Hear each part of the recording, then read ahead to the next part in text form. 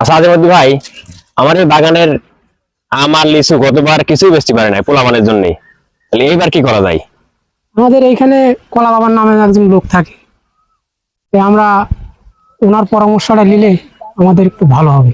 তাহলে ওনাকে যদি এখানে রাখা যায়, তাহলে এবার যদি আম আর লিচু যদি আমার টিকে থাকতো, তাহলে এবার আমি ধন্য হতাম।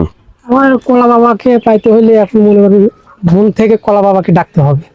তাহলে তার যদি দেখা পেতাম, তাহলে আমার লিচু এবং আম এগুলা টিকে থাকলে আমি সফলতার দিকে পৌঁছাতে পারতাম। আমাদের আছে, তোরা যে কি নিয়ে পরবর্তীতে কথা বলেন। ভাবতেছিস? সকল কিছু তোদের সমস্যা দূর হয়ে যাবে আল্লাহ চাইলে।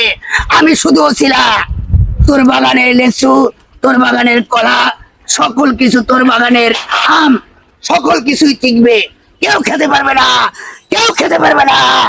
শুধু এই কলা বাবার দর্শন পেলে আল্লাহ ওসিলা অবশ্যই সকল আশা, সকল কিছু পূর্ণ হবে, সকল কিছু পূর্ণ হবে কলা বাবার দর্শন পেলে, কলা বাবার দর্শন পেলে।